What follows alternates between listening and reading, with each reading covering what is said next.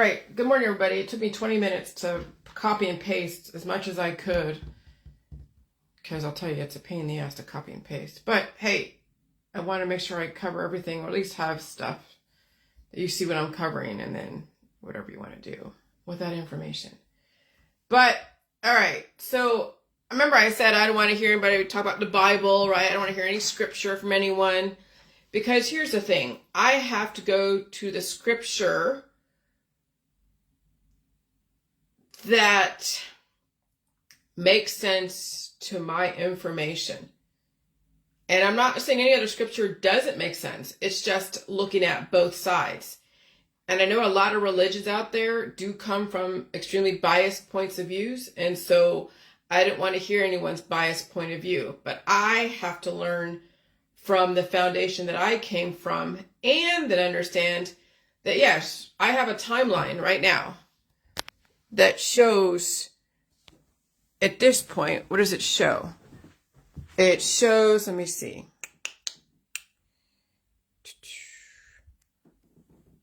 I know I have the light off, but whatever. But you could see Sumer, and I'm thinking of Sumer, I was just off the top of my head. 241,000 years ago, there were civilizations, there were kings that ran the world 240,000 years ago, allegedly. That's what they said somewhere on an article. And I know this is what we're learning, like, from history and the Old Testament and the gods and the Nephilim and the giants. So 10,000 BC or 12,000 years ago, 5,000 years ago, or 2977 BCE, same thing, BC. And then you see what was going on during those times. 4,000 years ago, 1983 BCE. And you see 2700 BCE, Gilgamesh and Imhotep. Okay? And then you see here 2348 BC, 4,359 years ago, the flood and Noah. Okay? So these giants here, the Nephilim and the gods and all that, I'll tell you, there was a lot of wars going on. There was wars, cannibalization, just brutality. I'm sure. Remember the Middle Ages, right? Well, you don't remember them, but you've read about the Middle Ages and the torture chambers and the things they did to each other. I mean, it's horrible. And the giants did that to the humans. Okay? And so then you have the whole Jesus Christ stuff, right? You have the Old Testament at 5784. That's how old Judaism is. And then you have Jesus Christ 4 BC to AD 30. And this is where all the offshoots of all the religions, I didn't go too much over here, but I will eventually put some stuff over here. But that's why I want to use this as like a board, because you have to see things from a timeline point of view. All right? Because if you don't see things from a timeline point of view, then you can't wrap your mind around it unless you actually see it on paper. And so a lot has happened in between all these times, but at least that gives you something to work with. All right. So now, all right. So now, what I'm trying to, what's my point here is that what's going on with the, in the Middle East, okay? We're basically cleaning up the world, but not just the Middle East. We're in a great reset, and people have been having issues with it. Yeah, I understand. Me too. You saw me have an issue with it. I completely understand. Hold on.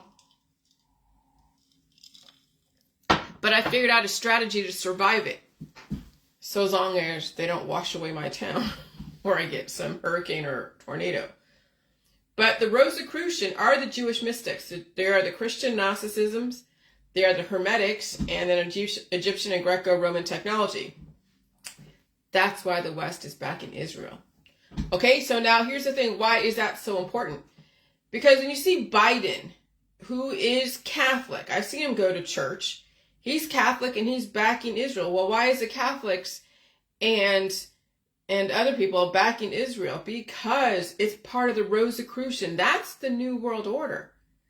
But it's an order that is going to give everybody a chance to be diverse and tolerant and innovative and productive, peaceful, contributing members of society. And all the riffraff that you're seeing right now eventually will go to the wayside, but it's going to be a war. Oh, it already is a war. It's going to be so much. That's what I'm saying. If you can stay home and stay safe and get out of the crossfire, I would suggest you do that.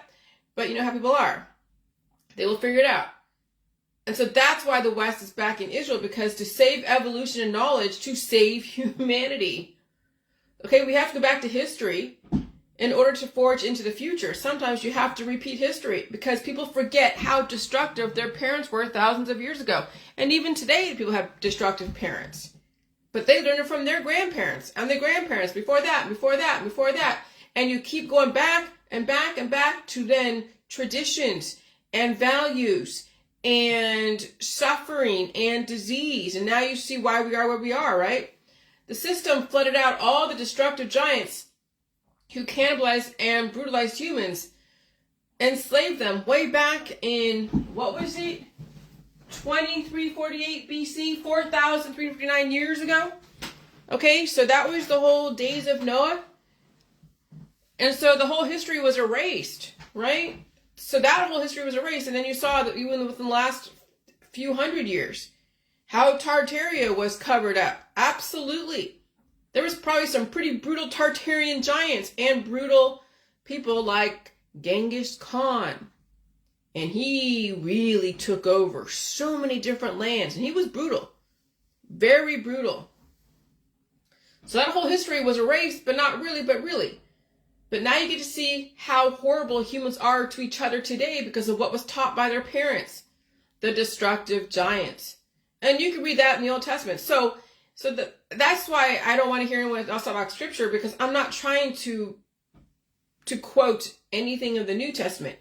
At this point, I'm trying to understand the foundation of not only the cradles of civilization, right?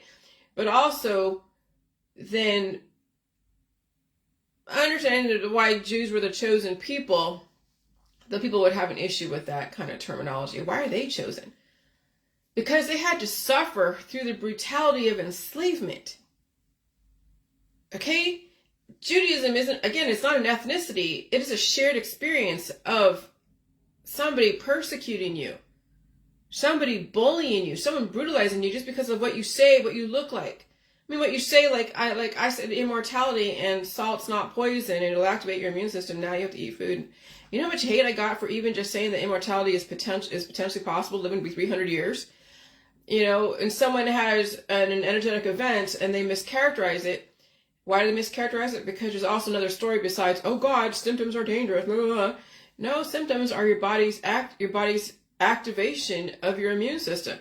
And though I didn't say it back then like that, it took me at least 7 years to figure out how to say it, but I finally did. I still get hate. Okay?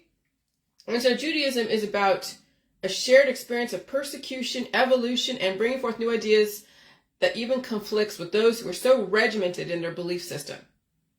And so then what happens is they become destructive. That's why David wanted to destroy Goliath, because he was mocking his God, his rock, redeemer, whatever. He was mocking his religion. And so he knew the weakness of Goliath. He took him out.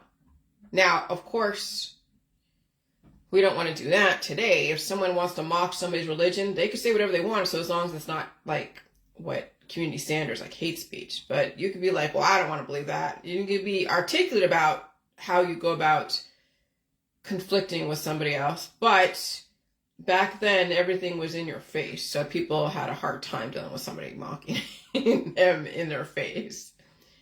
All right. So I read that, and then so the Old Testament, like Deuteronomy and all those, which I haven't really read, but I've done a lot of just researching articles, and they're talking about the old giants and how the giants that were taking over Canaan, right? That's why I guess I read somewhere that the Jews were left wandering in the desert because they wanted to go to Jerusalem, where I had to figure out, that's where I have to start doing more and more research. Why do they want to go to Jerusalem? Well, they went there for a reason, but they were afraid to enter it because of all the giants that were taking things over.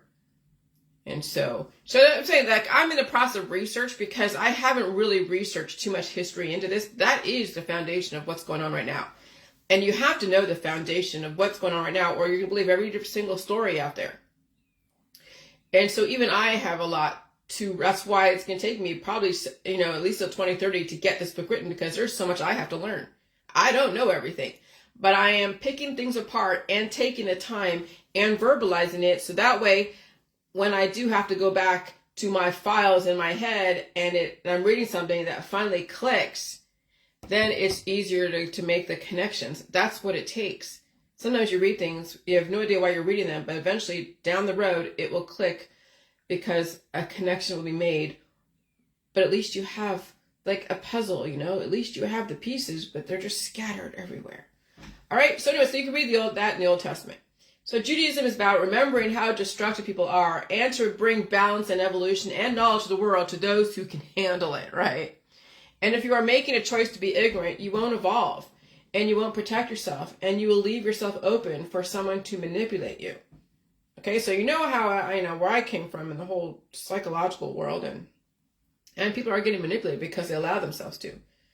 They're too busy trying to be greedy and not change and be self-righteous. And so when you're greedy, self-righteous, you don't want to change and everything about you and nothing else, then you be left open for someone to manipulate you. Or maybe it's time to be smart. Maybe it's time to evolve. But right now, so many humans out there are acting just like their ancestors, a giant who brutalizes other humans, but they do it spiritually. They do it verbally. They even do it physically if they're given the chance. And they do it virtually.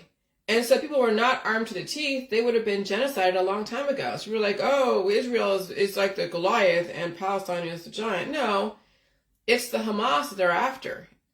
It's the extremists.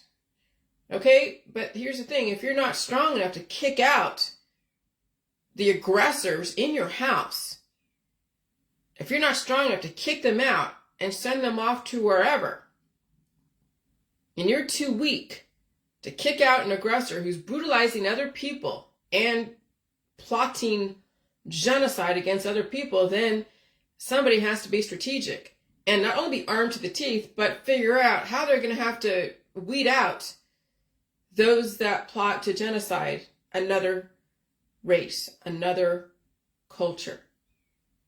And we know people have sent death threats to me for no fucking reason. Can you imagine what scale that would be when you have a whole culture from thousands and thousands of years ago that had to protect itself and had been persecuted and had to strategize, how to get back, into humanity again and figure out how to weed out those. I mean, I've got a little bit of a taste of what it's like to be somebody persecuted for thousands of years. For thousands of years. 7 years is not really a long time.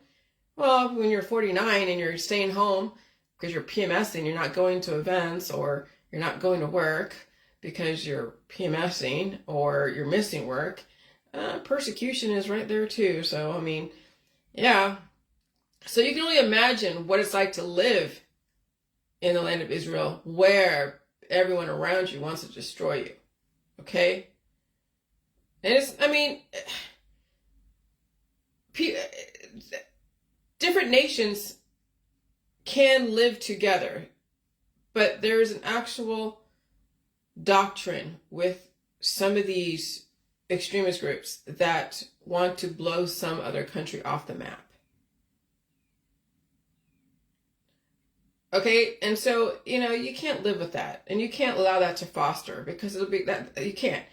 And I'll tell you, it's so complicated. That's why I didn't want to deal with religion even a year ago, because it's just like religion and the Bible and the Old Testament, the New Testament, because it's so convoluted, so complicated and emotional, and people start taking sides and they get mad, and it's just like, but you have to actually face that. That's the most difficult part of all of this, is that you must really understand everybody's thought process and belief system, why they do what they do. Okay, I even had I even took a side against whatever I was raised with, because I didn't understand until I learned and researched and even experienced what it's like to be so hated by people who have no idea who the hell you are, really. They just listen to stories and rumors and innuendos, and then they act on it with absolutely no reason to act upon their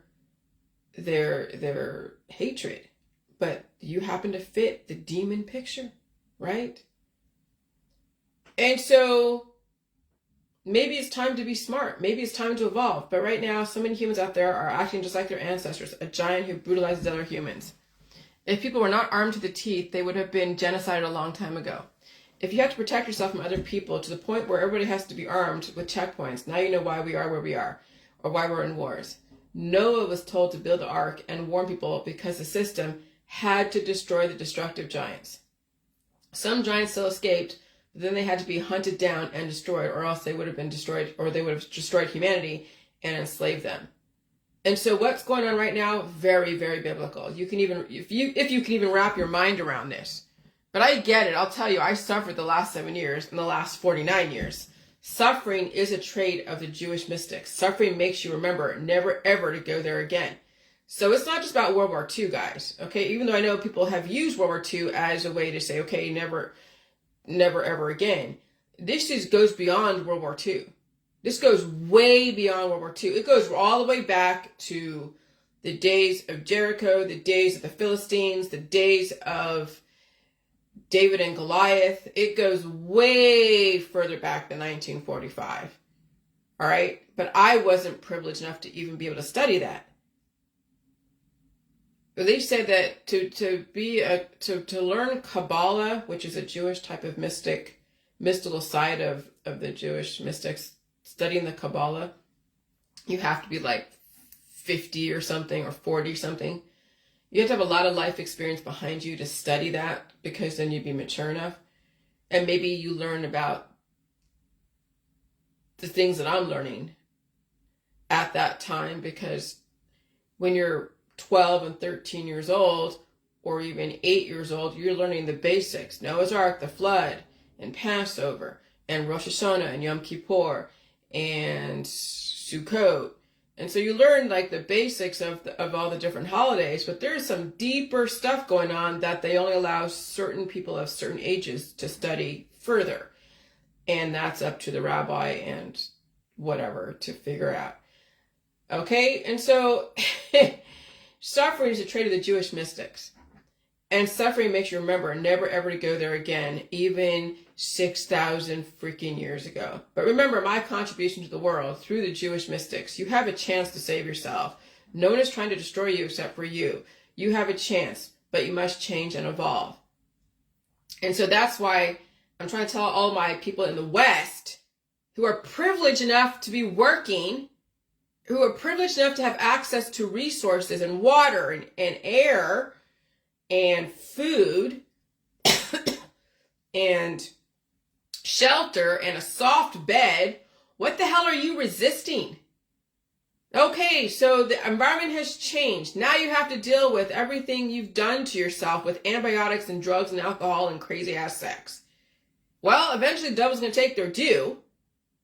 Okay, and you have to pay the piper and the sins of your father and mother and yourself, because when the frequencies are slower, you know how much intolerance and hatred is so easily bred and passed around? So then when you have to fight your own internal battles, you will still be lashed out at other people. But you won't survive very long when you keep resisting your own internal battles and also waging war on somebody else who might be dumb enough to go and wage war right back at you. You see, in the West, we get the option to walk away. Sometimes when you are in a world where you decide to stay put and you can't kick out the aggressors in your area, the extremists in your area, then you won't have any choice but to defend yourself or try to walk away, like some of them are trying to do, but it may not even be possible for some people because they just didn't have it within them. There are some people out there that are not smart enough to walk away from a situation that would destroy them at some point. Some people are not smart enough to walk away. Not smart enough to strategize their survival, getting away from the extremists in their world. And that could be someone like Hamas, or that could be someone in their family who's so extreme and so brutal, but they still stay there and become a minion to that person who is so brutal. Some people are not smart enough to walk away and be like, wait, maybe I don't want to end up like that. But some people just will stay there and become a minion to someone who's brutal, someone who's so mean and treacherous and vicious And you've seen them in action because they act a certain way. I'm going to tell you, when you see someone who's so hateful in their house, or even out there on the street, or on Facebook, and people still stick around and hang out with them, and they like their viciousness, then you're like, oh shit, oh shit. Then some people are backed into a corner because they choose to hang out with people who are so vicious and brutal. And they made their choices. So why is the Middle East so important? Because if you get rid of the foundation of balance, you'll get the chaos and slavery and rampant human misery and endless suffering. People are suffering right now because there's so much chaos and division and 1 billion religions. And the giants have everything to do with it. Why it is we must never forget what happened. It's not just World War II. It's the days of the giants we are trying to remember. And we are dealing with the children of the destructive giants. Because there were sympathizers of these giants who enslaved other humans. Just imagine, there's big guys out there. Big guys that have, a harem of women and a harem of men that will do their bidding. Just look on Facebook, look at the gurus out there who are radicalizing people against a person, place, or thing. So you can imagine if someone has a huge spirit, very influential, and is brutal and vicious, acts no different than a giant out there who is going and hunting other humans and enslaving them, and forcing them to work in places that are destructive and doing vicious things to them like the Middle Ages. But weren't there any good giants? There were, but they didn't have enough strength to take care of their mean brothers and sisters and keep them in line. Even the mean giants bred mean offspring who are just as destructive. Now go look at families out there who are breeding brothers and sisters who hate a person, place, or thing, who pass down those traditions of intolerance. Now take a good look at families who hate somebody because one person in that family hates somebody else. Now you see why we are where we are. And hate spreads so much faster than love because you have to be under the influence of drugs, alcohol, and sex to be in love, or having 1 billion babies to be all about love, love, love, because it plucks your oxytocin and serotonin. All right. And that's also how people have been manipulated through their children, through the love, because they got so addicted to the serotonin and the oxytocin. They got so addicted to the social capital. They got so addicted to being in love with even the act of love. But hate is so easy to go to because people are suffering and they're looking to blame somebody. I mean, that's why World War II happened. Again, no different than way back a long time ago. Then we got to deal with the demigods. Who are the demigods? Those that were taught by the giants. Now, you see, there's God, there's Yahweh. And we don't even know where he came from. They say he's just a spirit that blew dust and created a human, but that's like a fantasy. I can't even wrap my mind around even where Yahweh came from. So there was some kind of intelligent life somewhere out there in the universe that gave us access to this information, because we didn't just come upon ourselves, and we were given a model to work from. Because how do you get an advanced civilization, even 241,000 years ago, even today, without somebody giving us a blueprint? Some kind of springboard. I wouldn't have this information if it wasn't for the NIH and PubMed and the dictionary and allegory and other people's thought processes for me to then go and figure out, well, do I want to agree with them or do I want to dispute them? Do I want to evolve them? Okay, I wouldn't know any of this shit if it wasn't for all of you and my government. Okay, no one just wakes up one day and knows, the multiplication tables. They have to go and learn the basics. Okay? And so we have to deal with the demigods who were taught by the Nephilim, who were then brought over by Yahweh. And then the Nephilim can also be some pretty brutal giants, and also could be even a nice giant, like big friendly giant, like the BFG, right? From, was it Disney or Roald Dahl? I think it was Roald Dahl that wrote that book, the BFG. But then there's mean giants, mean people. Look out in your neighborhood. There's mean, like I'm watching Orange is the New Black, and that rogue correctional officer, he looked like some giant ogre from the past. Oh, they made him out to look like someone from biblical days, like a Goliath, because he was like a Goliath to those women. He brutalized those women. He killed somebody allegedly in that well, he killed somebody, you know, in that show, in a previous storyline, in another jail. Oh yeah, but we have people who teach hate to their children, who teach intolerance and brutality, who teach intolerance. Oh my God. Okay? So we have to deal with these demigods, these children who are taught by their parents, who are taught by their parents, all the way down to whatever, how to hate someone because they dress funny, or they dress different, or they look different, or they sound different, or they believe something different. That's why we're in these wars. So we have to deal with these demigods. People with hate in their heart. It's pretty fucked up out there. Which is why you need a balance of people who understand all sides, not just the people who see something and then make up a quick snap assumption, then they have an axe to grind and you happen to fit their demons. I was privileged enough to be hated by strangers because of rumors, innuendos, and ignorance. When you get the privilege to see how depraved and brutal humans can be, then you understand why we are in these endless wars until the final analysis. And there will be a final analysis. Oh, you can best be sure these wars will end. When we're down to 500 fucking million and we're in more of a control type of situation. Because you can only imagine when someone starts taking their herbs and extracts and remedies and detoxes and they start becoming so fertile and teaching their kids intolerance. Can you imagine we'll be right back where we were before again with fucking giants and ogres, but they're now human-sized who will go and hunt other humans because of what their parents are teaching their children? Okay? And so there will be a final analysis. You have to understand the history behind everything. If you don't, you're just flying blind and acting like an idiot. What we're getting rid of in this world is extremism. I mean, rampant, ignorant extremism. Now look at your Facebook. People who are suffering and they're hateful. Just look at their Facebook. They're fucking hateful and they're suffering because they have so much disease and injuries from past wars and they never release their demons. Okay, so it's the ones who have been hated and ridiculed and persecuted so much who will make the world a better place in the future. But you will have to prove your worth. And this is where people have an issue. They're like, oh my God, why should I? Because when you don't curb your spending, when you don't curb your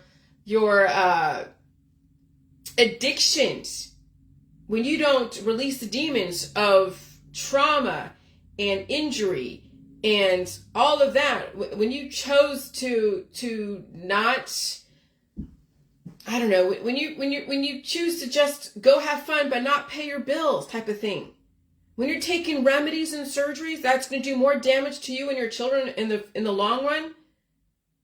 And then we have to deal with that in the future, and you're not realizing that maybe we need to start curbing some of this rampant, crazy macro and micro conception because we're developing offspring. They're so intolerant that are destructive. And you're like, oh no, it's my right. I'm a parent. It's my right. I should be whatever, do whatever. I mean, you can't even look at that. People don't. And so it's easy to breed hate and intolerance. When someone says, hey, maybe it's time to curb the way you do things. And they're like, no, fuck you. You must be strong enough for the environment. Because the last environment bred too much hate. And it's easy to breed a lot of hate and intolerance in a slower frequency environment. And so the new environment right now, which I even feel, okay, I'm not like immune to all this. Oh, believe me, I can feel the growth and I can feel the release. Let me tell you, this morning I was releasing demons and I was just like, geez. But it was the last little bit of demons before the next turning or the next, fluctuation or frequency shift. And I will deal with whatever I got to deal with again. But this new environment, it'll be harder to be intolerant because you're going to have to be strong and fight your own battles or you'll die. And that's exactly what's going on. These kids are not going to survive because they're being starved of food. They can't handle pain and disease and hardship. Parents can't either. And so it'll be harder to be intolerant. You won't have a chance to be intolerant. You will pass away. So I should say it should be hard to be intolerant. No, but it'll be harder to be intolerant and it'll be harder to be tolerant. It's going to be hard to be anything until you figure out how to go with the flow and figure out how to listen to indicators in your own body, mind, and spirit, and also in your environment. It's going to be hard to be anything until you figure out how to fight your own fucking battles. And you're going to fight your own battles and be strong. And if not, you will succumb to the environment and succumb to your own war against invisible people out there. Oh, it's Bill Gates' fault. Oh, it's Jillian's fault. Oh, it's, the World Economic Forum's fault. It's this person's fault. Nope. They're not targeting you specifically. They're changing the environment, changing the economy, changing everything, and you have a chance to either adapt, evolve, and be strong, or go down fighting. And you've seen all the activists out there who are aging aggressively, might I add. Like literally aging out aggressively, fighting and punching air, fighting invisible enemies. They could be saving their energy and eating food and staying home and staying safe and adapt to everything, all the frequencies, and become far more intelligent than they are at this point. Maybe read a different thing besides all the same bullshit. And then coming off like, oh, it's all about unity as they're dividing everybody against whatever's going on. Oh, it's pretty crazy out there. I mean, I'm telling you, I'm watching these chemtrail activists. Some pretty main ones. They are deteriorating like rapidly. They're getting skinnier and skinnier because they can't eat the food. The environment is ravaging them because they're out there punching air, just expending so much energy that they don't really have. And they're paying their taxes because they're selling everybody all this gear to go and protect themselves from radiation. And so the government's like, yeah, fine, you can say whatever the hell you want. And make sure you pay your taxes.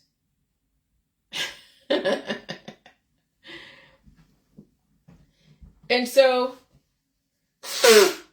if no one's going into your house and there is no bombs dropping in your neighborhood, you already made it halfway. Now just listen to the weather and get out of harm's way and release your fucking demons and stop being so afraid of food.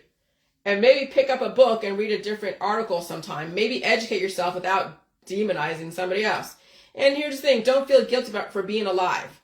So you see a lot of people who are guilty for being alive, feel guilty for being alive. I mean, they're mourning 9/11, which, okay, and they're like, oh my God, we gotta get justice for 9/11. Go get justice for this, justice for that. You can't get justice for something that's already been done. The system already knew how you're going to react. You've been outsmarted, outwitted, out whatever. And everything, is speculation until you can prove in a court of law. And good luck in proving any of your fucking conspiracy theories. Even if they are true. Or not true, because everything is all relative to which story you want to believe. And there's plenty of stories out there. They are all over. And you'll never know, really, what the truth is. You just have a speculation, or maybe your gut knows, but it doesn't matter. If your gut knows and you die, it doesn't even matter. But if your gut knows and you're alive, it doesn't matter whether it's true or not. You're fucking alive. Now you realize how serious the system is. But when you're dead, it's not going to matter. And those who are like, oh, I think it was all, purposely done, and it may well have been, but when you're dead, it's not going to fucking matter. But when you're alive, oh, it matters, and then you realize, oh shit, okay, and you start taking shit seriously. Oh, believe me, I have. I saw the writing on the wall a long fucking time ago. And that's why I chose to understand my background. I'm not kissing boots. Okay, just so you know, I've experienced what it's like to deal with humans who are like their parents, the giants, who were cannibalizing and brutalizing someone else for absolutely really no reason, except for rumors, innuendos, and how easy it is to go and demonize someone because of so much intolerance and suffering and disease in their own body, mind, and spirit. That's what trauma does to people who can't release their demons. They go and have to traumatize somebody else so they can feel absolved and unload on someone else and lay into somebody else. And so here's the thing. Don't feel guilty for being alive. Mourn the dead and move on. You are alive for a reason now. Cherish your life and stop trying to get justice for another person's death because you can't bring them back. But you can save yourself. Okay? And so I'm going to go down. Okay, this is a lot, but because I'm trying to wrap my mind around, like, Noah. Was he a giant? Was he not? Noah had a white beard. He was, what was he? Noah This was back in flood of Noah's Ark. He's probably middle-aged. Well, I don't know. He's 900 years old. Who the hell knows how? Oh, jeez. So back in the flood of Noah was 4,359 years ago. 4,000 years ago. Okay? And he lived to be 900. So he was like 4,000. The flood of Noah, 4. Jeez. Then he was around 10,000. No. Shit. 4, 5, 6, 7, 8, 9. So 500 years even before that. Is it 10,000? Gotta do all that math. Yeah, 10,000. So he came around the beginning of civilization. He had to have been a giant. He had to have been a giant. And eating all the different cattle and whatever. He had to have been a giant. And he had white flowing hair. You couldn't have really white flowing hair. Because now when you look at Sean Connery and other people even now who are 50 years old and they have white hair. Sean Connery had white beard and white hair and he died at 90 years old. But nowadays even men are getting gray quicker because of that gene is either deteriorating or and that gene didn't activate, and so the person became prematurely gray. And so, but now we're seeing most people who don't have that altered gene for whatever are going gray prematurely now in their 50s versus maybe in their 60s. Okay? So, but even back then, there was a lot of energy. To have a flood, okay, to have a storm to bring a flood, there had been a lot of frequencies. And so he would have, for being 900 years old and having an accelerated environment, maybe he was, I don't know, maybe he was 500 years old at the time. But to die at 900 years or 950, okay, he really would have had to been a giant and ate a lot of food in order to sustain himself during that flood. And with all those humans on board as well. So, I really believe, I figured out Moses was not a giant. He lived to be like 150 or 126. But Noah was a giant, and there was other, and we'll go into that in a minute, but let me just go down. There's so much, but we have to talk about it so that way we can hear it and figure out what makes sense. Because you're not going to get a lot of proof out there. There's a lot of speculation, who Noah was, how old he was, and then even all the different ancestors. I'm telling you, my nose is itchy right now. All right. Okay, so there's that. Okay, so why were the giants eradicated? Because they ate humans and children. You cannot procreate enough cows to feed the giants, but humans procreated so much during those times they became food, and for all the giants, and all the POWs were food for the giants during those different wars. So you can only imagine that those giants were enslaving humans, okay? Starvation was the only way to destroy the giants. Now look at your mom and dad and friends and family, either too obese and starving or too emaciated and starving. Starvation is the number one reason why humans and giants died. Because even if you accelerate the environment, which they have done and they're doing it right now, people are not eating enough for the environment. That's why they're withering away to nothing. That's why these kids are not surviving, because they're starving. So you have a slower frequency, then you're not having so many RPMs, rotations, revolutions per minute. And so that way you have time to eat your 3 meals a day and still stay alive, because the RPMs are not going as fast. But when you accelerate the environment, the RPMs go faster. People are still eating maybe 3 meals a day or even less than that because they're afraid of food now. And so now they're starving because the body is now cannibalizing itself. So now look at your mom and dad and friends and family, either too obese and starving, right? Because you could have a bunch of little offspring in your body from all the different antibiotics and remedies. And so those offspring are not really working for you.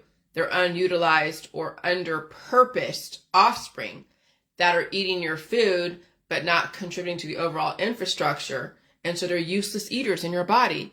And then when that food's gone because they ate it all, then they also snack on mom and dad because they're that greedy.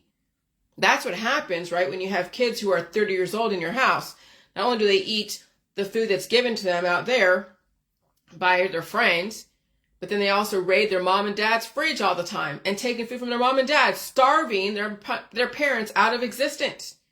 That's what happens to these basement trolls that live with their parents forever, right?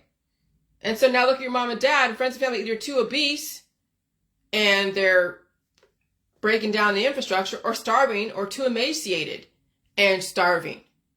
Starvation is the number one reason why humans and giants died. Why did Noah live to be 900 years old? I can assure you, he was not a vegan. He lived off of meat too. Okay, but what kind of meat? Well, they don't really say what he was eating back then. I mean, how many cows can procreate that much food? When you think about how big a giant and those little cows were, did they have bigger cows? I don't know. See, here's the thing. Now I have to assume that the cows that were there, like Babe the Blue Ox, were the cows, they could have been as big as Noah. So that probably is true. So maybe, okay, see, it's hard to say, did Noah eat the cows? Was there a whole herd of cattle that were as large as Noah that was like so many meters tall? Do we know that? We don't know. I mean, we can speculate, but when you have humans as slaves, right, then they can make a bunch of cows, but that'd be a lot of cows for a giant. But then the giants are eating humans. I mean, saying if you have a bunch of humans to do your work for you, then you don't need a giant race, and you eradicate the human race and you have a giant race. But we have a human race and you have a giant race. So obviously the giants that were around were enslaving so many humans. Okay, because we're like cockroaches. When you think about it, we procreate like that. And so, yeah, so we have to discuss this. We have to just glean this out and figure some shit out. And then you make your own hypothesis and write your own book and whatever. It's fine. Cancer in the aging process is from too many minerals and remedies and starvation. That is also why those concentration camps died. Those in concentration camps died from starvation and too many minerals and remedies and food mitigation. It was not the fluoride that destroyed the World War II victims. It was the lack of food. But hey, if you want to say the fluoride was the reason why, but either way, they were starving. If they had a bunch of food, then whatever fluoride that was in the water that wasn't completely like acidic and burning holes in the containers, they would have been okay with it. They would have adapted to it. Just no different than someone taking a small amount of certain things so their body can adapt to it and assimilate. But the reason why people died in the concentration camps is because they didn't have any food. Now look at your friends and family who are on diets, taking food away from their children, and then giving them elderberry syrup, and then giving them all the aggressive elements, like concoctions and anti-this and anti-that. Yeah, you're voluntarily acting like a victim from World War II. So then,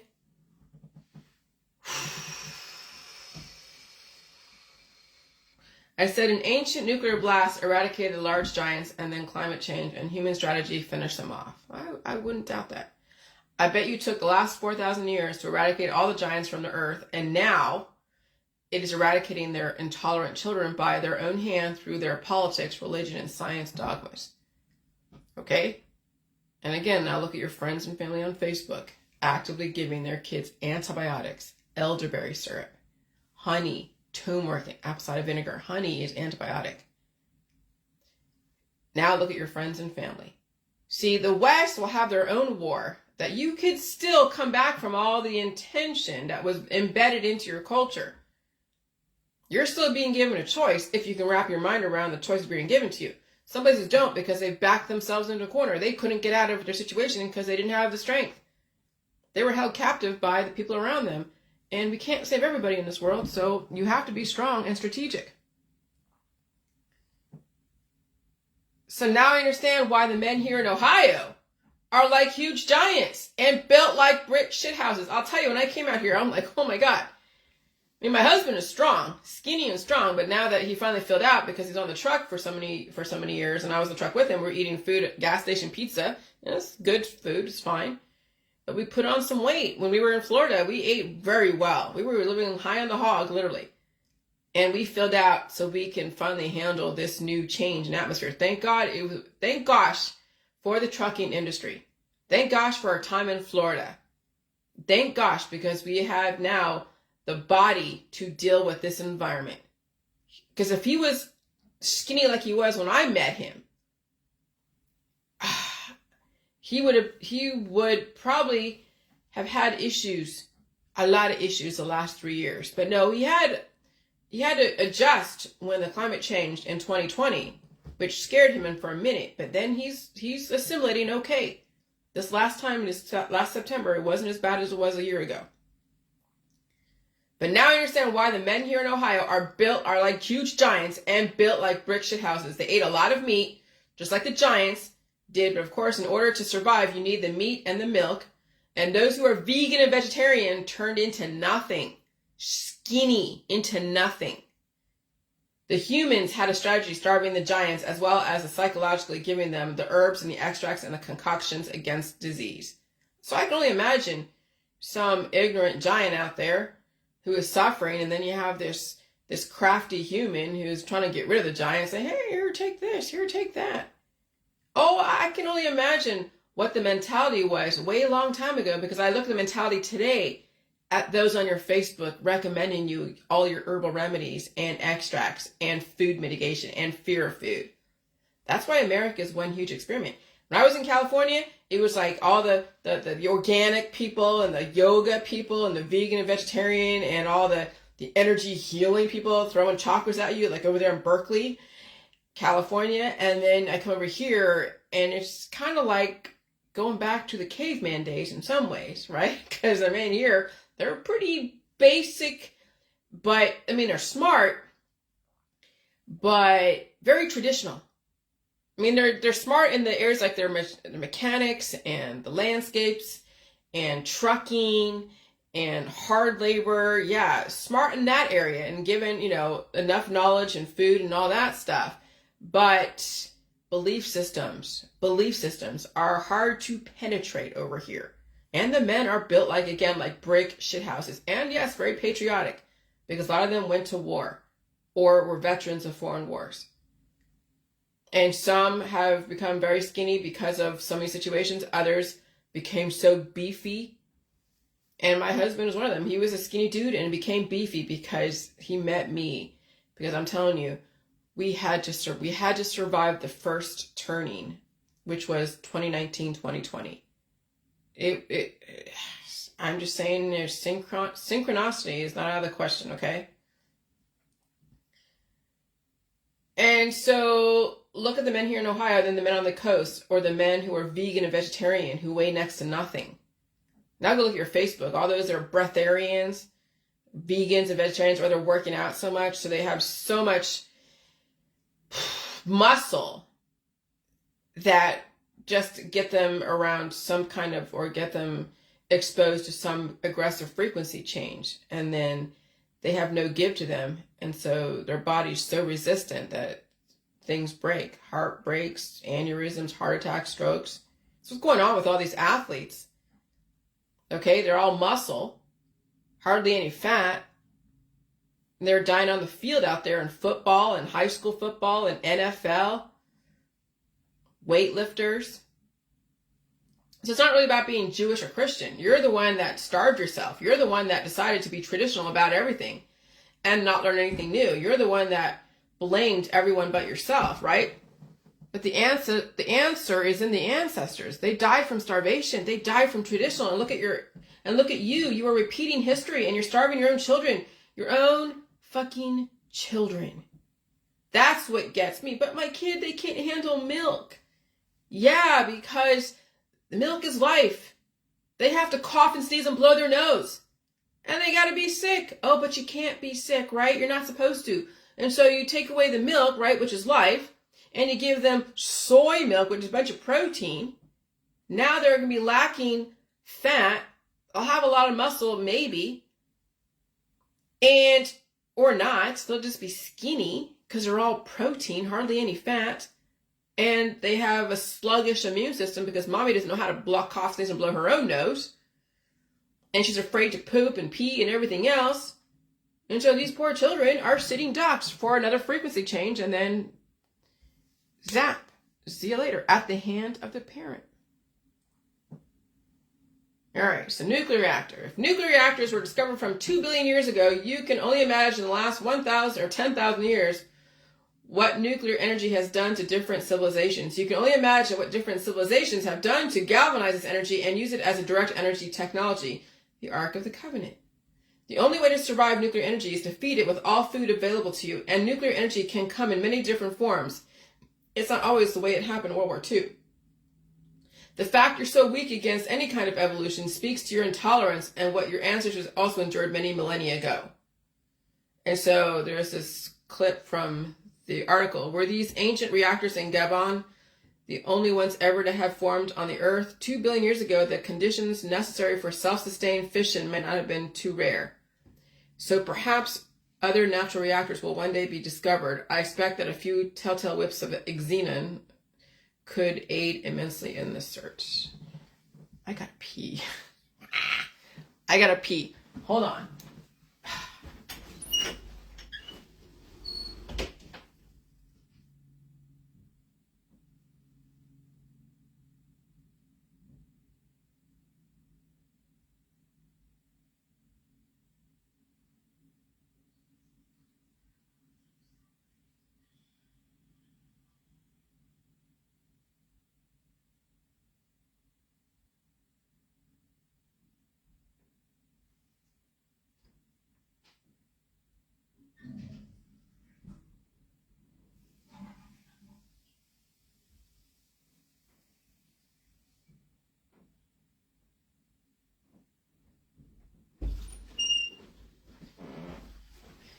And let me ask Google this question. Why did... Oh, right. Did the Jews want to go to Jerusalem?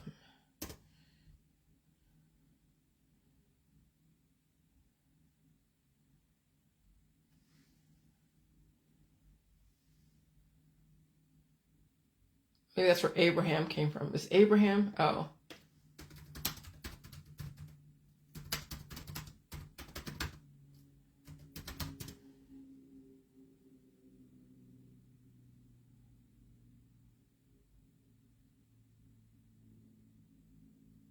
He was a native of Ur. Okay.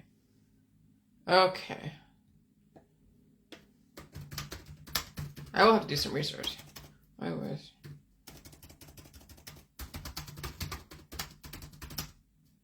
Hold on. Oh, it was during Passover. Okay.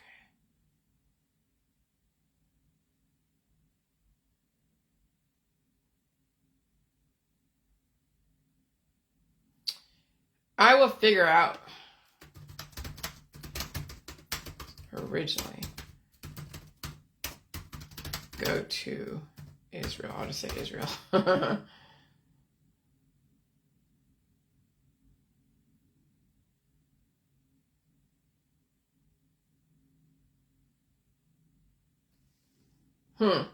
Fuck, I need to know this. All right. The Jews go to Jerusalem in the first place. Okay, so Jerusalem has been the holy city in Judaism and the ancestral and spiritual homeland of the Jewish people since the 10th century BC. During classical antiquity, Jerusalem was considered the center of the world where God resided. Okay. Okay, so Jerusalem was the holy city in Judaism and the ancestral and spiritual homeland of the Jewish people since the 10th century BC. During classical antiquity, Jerusalem was considered the center of the world where God resided. And then Jerusalem also became a religious hub, for it was there that his son Solomon built the temple, the national center of worship. The heads of all Israelite households were enjoined to make a pilgrimage there 3 times a year to gather together for the 3 major festivals. Okay, that's right. Solomon, King Solomon's temple. Okay. And what year was King Solomon's temple? Now let me look at that. Hold on. What year was King Solomon's temple built? 957 BC. 957 BC. Okay, so about between 4,000 and 3,000 years ago. All right. So yeah, they have a claim to it. Just like all the Muslims, just like the Christians, because they came after all that. All right, they have a claim to it. So they should all be able to live in harmony with each other. But no, some extremists over there in Palestine / the Philistines want to blow them off the map. Okay? That's why we are where we are. All right. Now let's get back to what I was talking about. I had to figure that out.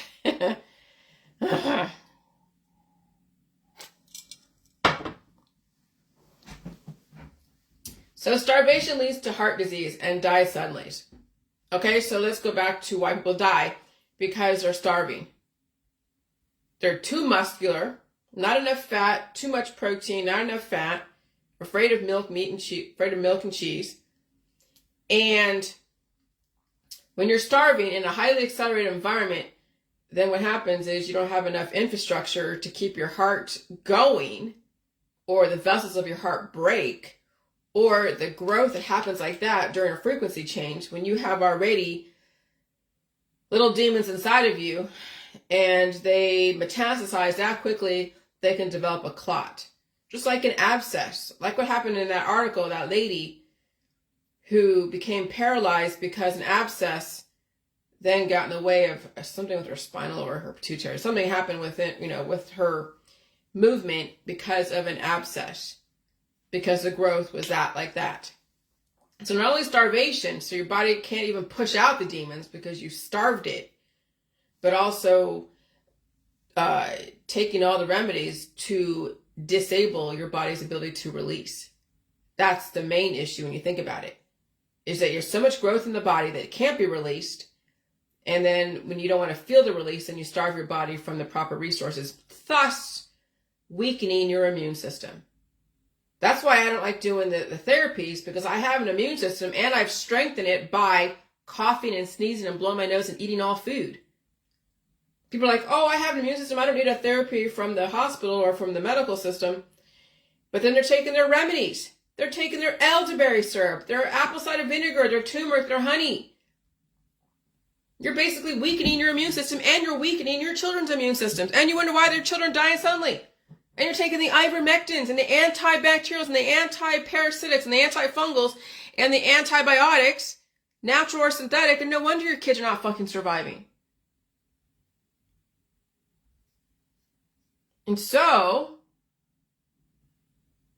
with that said, that's probably how the giants were eradicated, through those types of aggressive practices. Yeah, I'm sure they had alchemy. Of course they did. They had all the herbal remedies. They had the shamans and the witches and the warlocks and the wizards playing with concoctions and causing fertility and casting spells of gifts and curses and all that. But if you want to take down a giant population, times that by magnitudes of thousands, and you're like, here, we're go find this bush of oleander, right? And oleander is poisonous. And drink this concoction, Mr. Giant. And he does, and then, he might feel better for a minute, but then he's weakened, right? And you're taking all your antibiotics. Oleander is poison, but you want to take that. But when you're taking so many different herbal remedies that are developing offspring in your body, those offspring will attack you and they'll devour you from the inside. That's why they call it offspring, because it develops antibodies. Those antibodies are trying to go and protect you from that poison, from that aggressive herbal remedy. Those are offspring. Those are the demons. Antibodies. NKT cells. Antibodies. And so when you're out there in public hanging out with people and they're breathing in other people's immune system, you're developing antibodies all the time. You're developing offspring all the time. That's why, when you're in a highly accelerated environment such as this, and you don't go out very often, which I don't, because that's a lot to recover from. It's a lot of RPMs per second to go and recover from. So I stay home more than not. But if I go out there in public into a diverse crowd, then I have to take on all these people's immune system that develop offspring. and also accelerate my immune system, causing RPMs that I then have to eventually, when I get bigger and bigger and bigger because of all the offspring, and then I have to release those demons, and it's painful. So that's why I don't go out too often. It's not about wearing a mask or not. I mean, you could. Not that, it could make a difference in how many offspring you take in, but even then, you still have to strengthen yourself, because when you go out again, you're going to have some kind of immune system to be able to handle that much diversity. Okay? And so, okay, so this is where I made the assumption, which could potentially be true, that when there's giants on this earth enslaving humans, the giants didn't have, they may have had animals their size, but to have a herd of cattle that are 50 or 60 times larger than you, that could basically take down your house, you'd really have to enslave the humans to develop a lot of cattle and a lot of humans to feed the giant. Because if you can just have a giant race with no humans, then no humans be around, and we won't be in this situation. We just have a bunch of giants with a bunch of cattle, and everything's great. But no, we had a war between the giants and humans. And so giants ate the humans because humans can procreate so many children per year, even have multiple births, but cows, on their hand, can only procreate so much. And again, I'm making an assumption they didn't have giant cows back then. Okay? However, enslaving cows to produce milk is why we are finally turning to lab-created meat and milk, because slavery is miserable and it's brutal. And you've seen the dairy farms, and you've seen all those. I mean, even a gentleman's farm, even someone's organic farm with their animals, yeah, they're still slaughtering those animals. Those poor animals are still having to suffer from those farmers. All right? Whether they're kind and nice and or their factory farm, is still, animals have to live in fear of being slaughtered by their owners. So the information alone leads me to believe even Noah ate humans to live to be 900 years old. Now, I can't prove that. People over there, of course, in the Jewish religion, be like, what, Jillian, you're saying that Noah was a cannibal? Well, I mean, look. You need meat, you need milk, you need cheese, all that stuff, right? So milk is fatty, meat is fatty acid, amino acid, prohormones, and minerals. Yeah, what it was before it ground it up into something, some people don't want to know, some people want to know. I couldn't eat a dog. I couldn't eat a dog. If I knew it was a dog or a cat or a horse, I couldn't eat it. A cow, well, okay, I haven't had any pets as cows, okay? But if there were bad people or bad giants that sprung bad people and they were used to feed the giants, could that justify feeding Noah? Well, that's the thing, People do find ways to justify making people to be subhuman, to be expendable, and that's happened. It happens now today. We have developed people who are expendable because they don't. I'm telling you, there's people out there that I've seen and even met where I'm just like, whoa, where they lacked so much intellectual capability. They lack so much intelligence. And you wonder how they made it this far. And you can't say that to somebody because that's totally mean, right? That's mean and that's intolerant and all that. But I have met people where I'm just like, what the hell?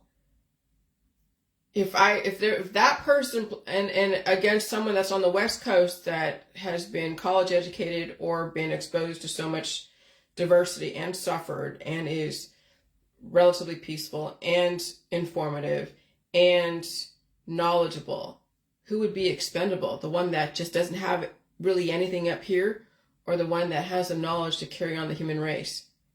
Well, that might have been what they did. They bred really stupid people to be used for cannon fodder. I mean, and it's still brutal. It's not great, but I don't know. We'll see. And so this information alone leads me to believe that Noah ate humans to live to be 900 years old. So, which is why the giants do not exist anymore and why humans can be pestilence if not regulated. So we have to regulate ourselves or we're going to breed some pretty aggressively bad people. Some would disagree and say that Noah and Moses were not giants. Well, Moses was not a giant. Okay. And there's no way to know that for sure, but to live to be 900 years old, you have to be stronger than most humans out there. And strength comes from size and access to meat. Even today, without understanding my information, they could have lived to be 900. They could live to be 150 and as old as a regular human. And so my educated opinion is that they were giants to live to be 900 years old and have access to so much resources because the humans did it for them. The humans gave them humans and maybe even animals and vegetables because they toiled the fields and all that stuff. And so anyway, so all the oncology and herbal remedies and direct energy technology are also how the giants were not only regulated but eradicated, as well as starvation and fear of food. Okay? And so you can only imagine that what's going on today happened 4,000, 3,000, 2,000 years ago. And even the giants are living today, like the ones that are like 9 foot tall, that have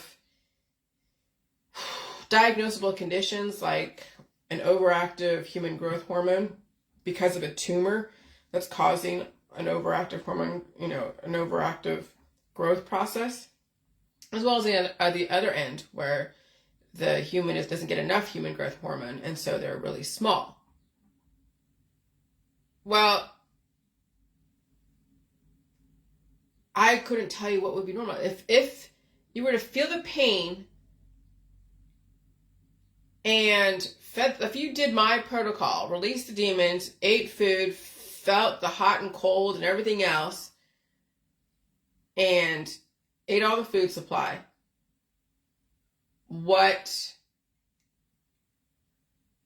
over time would you just sustain whatever size you are, or would your genetics finally able to be realized once those anomalies were kicked out of your system through natural means, not through surgeries or antibiotics?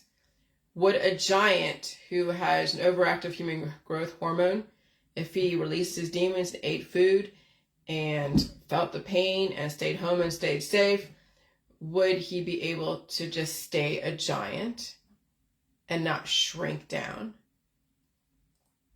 I mean, that's the thing, is when you're cured in a specific state, then that turns into entropy and death because you're resisting evolution. But if someone already is a giant and they're that tall, they have the genes, but then they're but there's that tumor, but would they shrink down to a certain size? That's the thing. We don't know. We'll never know. What kind of giant out there who's 9 foot tall that had that tumor would release it naturally and then eat food and release the demons that I have in my book and feel the pain? Well, none of them are going to be, they're not going to do what I'm doing. They probably didn't even know my information exists. All right? And so now look at your friends and family diagnosed with cancer and using oncology and fear of food, because you'll never know what really is normal, right? And of course, all the herbal remedies and surgeries, that was also how your ancestors were eradicated. And now you know, I hope you survive your genetics. Okay, your genetic tradition. So that's the thing, is that we have to understand that, okay, even today, without understanding my information, Moses could have lived to be 150 years old as a regular human. Okay? And so Noah would have to be a giant to live to be 900 years old because the amount of access to resources. Because I'm sure he didn't want to feel pain of whatever. And so, I'm sure he used remedies and remedies and all that stuff. So anyway, so now you know, I hope you survive your genetic tradition. So many animals give birth to several offspring each pregnancy. However, in the case of cows, they tend to only give birth to one calf per pregnancy, while some cows are able to give birth to multiple calves. It's not that common for cattle to have multiple offspring, okay? If a twin pregnancy occurs, this can lead to calves of the same sex or either gender. All right, so yeah, why am I saying this about the calves and the cows? Because humans were probably food for the giants way back when, okay? So then I said, okay, when you think about the holidays and birthdays and gift giving, it's all about buying your children for the slaughter, like the giants of the past, like Santa Claus buying children via gifts or buying children via the gifts to the parents who sold their kids to the system. Nothing is satanic. It's just the fact that we are celebrating events that were whitewashed for the future and we are denying the past. Okay? But there is a reason why for all the different holidays, even their religions. And so when you think about the giants like Santa Claus, and sure the Easter Bunny is some other giant bunny or whatever, but Santa Claus is probably some giant, and he was also the one who's probably kidnapping children and buying them. Okay, and so a lot of these fairy tales, like Grimm's fairy tales, yeah, there was a pretty grim side to it, and they whitewashed it for the future. But what was whitewashed and turned into something, you know, fun and cute, like the fairy tales, like maybe, like Disney, the fairy tales and Grimm's fairy tales. They call it Grimm fairy tales. It shows you the positive and the negative. Fairy tales are like, oh, Prince Charming and oh, cute little story.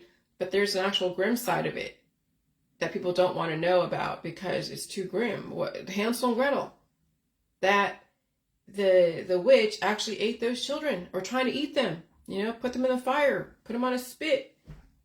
You heard about this. I mean, I'm sure the last 20 years you've heard about the other side of the Grimm's fairy tales. It wasn't so fun. It was grim. And children were always being sold for the slaughter. Children were always being passed around to everybody. Used for so many things. Eaten. Exploited. For the giants, for the people of the day. Okay? And so that's how you get into the kids, mind, is you buy them shit. And you manipulate them. That's what happens. Parents do that with their kids. They buy them everything. Sell them into the system. The kids think everything's great. And then they realize the world is not what it seems to be. The world is not what they thought it was. Their parents never prepared them for the future. Okay? And so, accordingly, Gilgamesh was a demigod. Gilgamesh was a giant with Imhotep as the kid in 2700 BCE. Imhotep was the first physician and died when he was 20, and then Gilgamesh died when he was 126. So, accordingly, Gilgamesh was a demigod who was said to have lived an exceptionally long life. The Sumerian king list records his reign at 126 years, and to be possessed for superhuman strength. Well, I'm sure he was taller and bigger. And he was also gay because he had a lover named Enkidu, who came from, is it Enkidu or Enkidu. Enkidu, who came from Enki, from the line of Enki, and his lover died, and then he's trying to look for, indefinite life or immortality. All right, so Gilgamesh was a giant, and he was like a Nephilim when you think about it. And so I said Gilgamesh and Imhotep probably lived around the same time, because it says, contemporary information says, well, no contemporary information is known about Gilgamesh, who, if he was in fact a historical person, could have lived around 2700 BC, nor is there any preserved 3rd millennium version of the poem. All right, so there's that. And then 27th century BCE or 27th century BCE or 2700 BC, whatever. Imhotep, Greek, born 27th century BCE. He was an architect, astrologer, chief minister to Dozier, the second king of Egypt's 3rd dynasty, who was later worshipped as the god of medicine in Egypt and in Greece, where he was identified with the Greek god of Hippocrates or somebody else, or Asclepius. All right, and then 27th century BCE includes all the events that took place from January 1st, 2700 BCE to December 31st, 2601 BCE. Okay? So I get confused. This was BC, BCE, 27th century, 27th, whatever. So then I showed you my timeline up on my wall. This is a very small slice of human history, from 10,000 BC or 12,000 years ago to current modern day or the birth of America. And you know that giants were destroyed during the time of history. All right? And so then what am I trying to prove? Immortality is possible if the conditions are stable and you know how to deal with physics, biology, and chemistry. And you don't starve yourself or use remedies or antibiotics or surgeries, and you slow down the micro level and macro level conception, because that's what's destroying humans. is that they're using all their elderberry syrup and their pills and power supplements and detoxes and all their different anti-everything. So these kids are now swimming with so much offspring in their body. And it is just taking down their evolution, stunting their growth, and stunting their intellectual capability. And in this environment, that's why they're dying suddenly. And of course, women who are having so many babies, conception is also destroying them. They have to bring those resources back that was lost. And so then I said, yeah, you could say the giants were called vampires because they enslaved women to have the babies. And then the giants ate the children as food. And some women have been used as slaves to develop food for the vampires or the giants, as well as slaves to the man who capitalized on that. And then those are the old cultures, traditions, and women were never looked at as anything but cows and slaves, and most of all sex slaves. That's when you get all the fairy tales from all those oral traditions, putting fear into the children to keep them in line. And so mankind used the same strategy to find the strongest prototype, because eventually the old traditions must go to the wayside. There is so much misery in rampant conception and reproduction, and there's so much brutality in families. And families will never tell you because it's those well-kept secrets. But you see it in the behaviors of the children who turn into the adults who are predatory and out for blood, or are loving you to death and sexualizing everything around you. They become the succubus, or the men become the incubus, because they want to turn all the violence into sex. And then people become violent with sex. They become evil geniuses or sexual predators and all that. And that's where it's biting us in the ass. And so then I figured out there is an actual mathematic formula to what I'm talking about as far as conception and why the giants were eradicated, because so many humans were bred to go and hunt them and take them down, or else they'd die. It's like kill or be killed, right? But then also those who have so many babies, or those who've done so much oncology and so many herbal remedies, the conception of those offspring in their body destroy them. So everything is algebra. Everything is algebraic equation solving for X. So much conception can equal death. How is so much life can equal death? That's why they're balancing out the humans. Okay, that's why we're guiding reproduction carefully. That's why we're in a controlled decline. You want to know why humans die and what happened to the giants? X, with parentheses, equals macro conception plus 1 humans equals human death, extinction of giants. When you procreate so astronomically, you destroy yourself. So 2 minus 1 equals 1, but death / extinction minus humans equals conception. Because so much conception will destroy. Because once you eat up all the resources in your environment, just like your body, once the resources in your body is eaten up by the little children, then it shuts down the infrastructure, shuts down the body. It can't go through the processes anymore. So imagine having so many humans just penetrating the earth and raping the earth of all the oil and the fossil fuels, and having so many humans develop so much crops and animals and things like that so they can eat, and then the factories and all the things. Then you see what happens. You have black lung, you have, just slavery, you have misery, you have the Industrial Revolution. So that's called global warming. That's called climate change, right? You are living the days of Noah right now. To solve for X, bring the variable to one side and bring all the remaining values to the other side by applying the arithmetic operations on both sides of the equation. Simplify the values to find the results. And so, yeah, when it's a negative times a negative equals a positive. And a positive times a positive equals a positive. A negative times a positive equals a negative. No matter if it's positive or negative, however you want to characterize it, no matter what, it will still lead to extinction until you learn how to balance out both. And so life is in the entropy, but you also have to go and balance out with negentropy. But there's always a shifting back and forth. You can't stay on entropy because you'll die. You can't stay on negentropy because you'll die. And so it's always a balance of both. That's what it all ultimately comes down to. You want to have an opening. That's why negative times a positive equals a negative, because you want to have some kind of negative to then give option for another positive to then cause the evolution.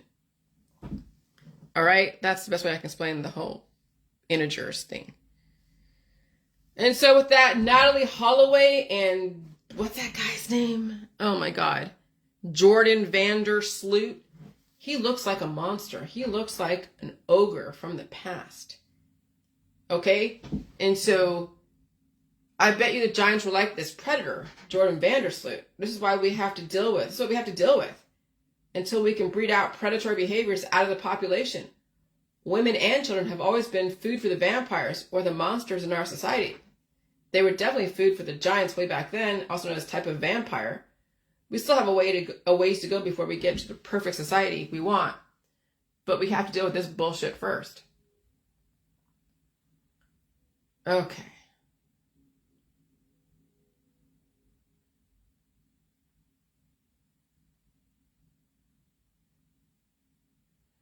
All right. I'm going to read this.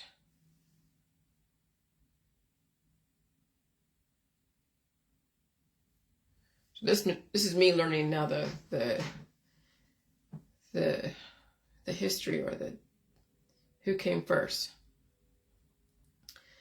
And so Moses lived to be 120, give or take, but Noah was older, and Noah came way before Moses. Noah probably ate humans, and was just a giant, probably saved the humans, warned them of the flood, probably ate the bad humans. Then the slaves of Egypt and Moses parting the Red Sea. How many years between the flood and the Exodus? From the said flood of Noah unto Abraham's departing from Chaldea was 422 years and 10 days. And so the Garden of Eden was all the Nephilim, rogue giants eating humans. Then you get all the fairy tales. So Noah, if you care to know about him closed the reigns of a wicked generation. This is written by Lillian Bewire. He is the one God told to build an ark to rescue him from the coming flood. Okay? In obedience, he did. Only him, his wife, 3 sons, Shem, Ham, and Japheth, and their wives survived. The 8 humans started a new life on a desolate earth. The 8 humans, huh? Okay. The 8 humans started a new life on a desolate earth where everything has gone under. He lived 950 years and died. And so new generations were springing forth through his sons. One of them, Shem, gained a descendant known as Abraham. Through his son Isaac and grandson Jacob, he birthed the 12 tribes of Israel. This was the official start of the children Moses went to rescue from Egypt. Okay. Oh, see, I'm saying there's so much to this. You can see the timeline from Noah is quite gone. Shem lived 500 years, and Abraham appeared 7 generations later and lived 107 years. Isaac bore Jacob, who had 12 sons. His 3rd son was called Levi. The line of priests is from the family, and Moses born to Levi coupled hundreds of years after Noah. Okay. So there's the 12 tribes of Israel. That was the official start of the children Moses went to rescue from Egypt. Okay. And so Shem gained a descendant known as Abraham through his son Isaac and grandson, birth 12 tribes. Through his son Isaac and grandson Jacob. So who was the women? So I'm saying there's a lot, but now I see kind of how this goes. Okay. And so right there from the ark was then the beginning of it all. And then there's the Genesis and Exodus. Jeez. It's a lot, okay? It's a freaking a lot. It's a lot to learn. And you have to take the time. If you don't take the time, then you'll make assumptions, and people do.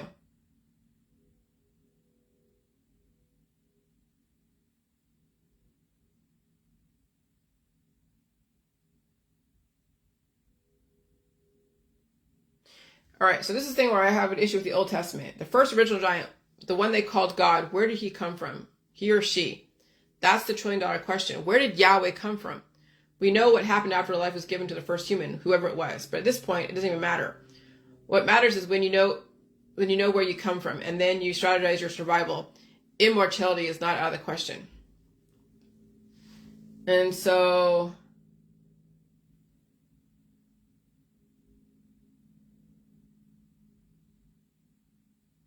all right. What matters is when you know where you came from and then you strategize your survival, immortality is not out of the question. Abraham and Moses was the first humans, allegedly.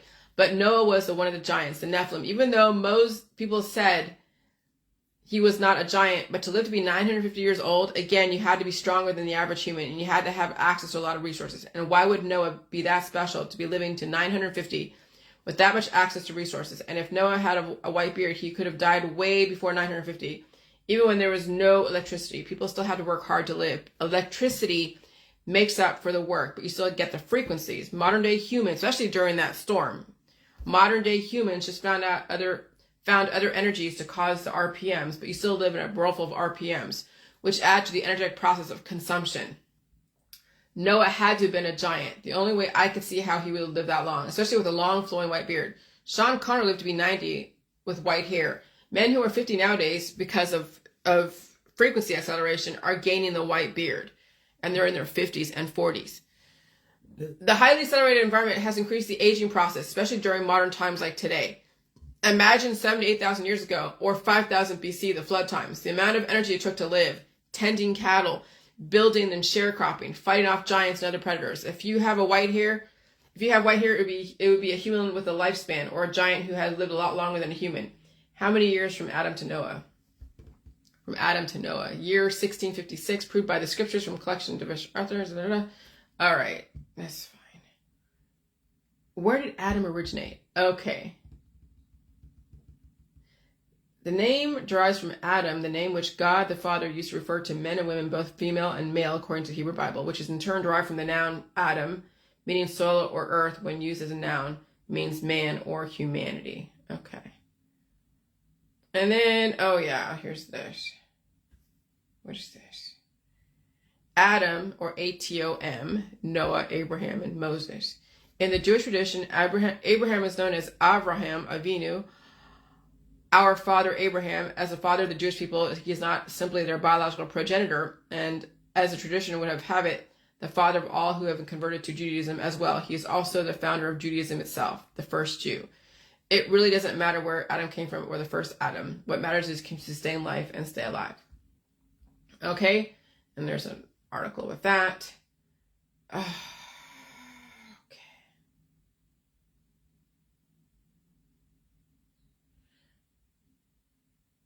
Okay, so why do giants have a lifespan, even the ones currently living today, with diagnosable conditions? Yes, they have an overactive human growth hormone, but they will also use antibiotics to try to stop it, and of course, or take away the tumor that's causing it to be overactive.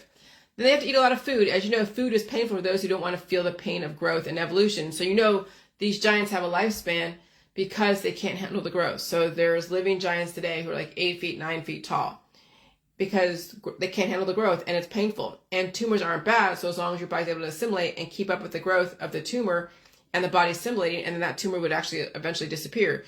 But using antibiotics or cutting anything out damages your immune system. And so a local hospital in northern Ghana told 29-year-old Sulemana Abdul Samed during one of his recent checkups that he reached the height of 9'6". And this would make him the tallest man in the world, but there was a catch. The rural clinic could not be sure of his height because it did not have correct measuring tools. And so, diagnosed with gigantism a few years ago, the young man was attending a monthly appointment to deal with complications of his life as a giant, where he was asked to stand straight against a measuring rod. And you've grown taller than this scale, a shock nurse told him. Okay, so I would think that if you have the ability to grow, and yes, it's painful, growth is painful. When you eat food, release the demons, release the damage, and you eat food, and then eventually the hormones deregulate. And would you eventually just stop growing? Or would you keep growing? And when it comes to an accelerated environment, here's the thing with cancer. Cancer gets accelerated and people die from cancer. Imagine if somebody if they had that tumor that didn't block anything, but it kept making him grow, right? In his pituitary gland. The radiation in the environment would activate all of that, and you'd have to keep feeding that energy to keep up with the RPMs, the growth process. But I would not take away that tumor. I would blow my nose and cough and sneeze and pull out the crap and allow the body to figure out how to regulate the rate of growth based upon then how the body was able to dissolve that tumor and then slow down the growth, and then he fills out. I don't know. That's something interesting. So that's why you're seeing rates of cancer are so turbo, because of the environment. Okay.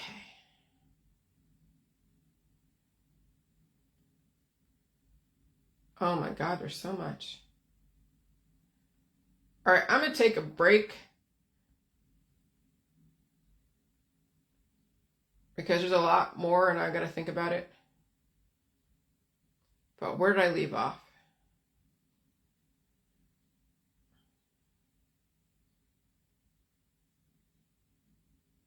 Okay. I think the reason why immortality was never introduced, because that's where I'm going to leave off. All right. So I'm just putting things out there so I can remember it, so I can mull over it, because there's still a lot that I must learn and understand and memorize. So that way I can develop a storyline and I have everything, all the files in my head, but I have to hear it. But I'm just like, I got to eat some food. All right. Have a good day. Bye.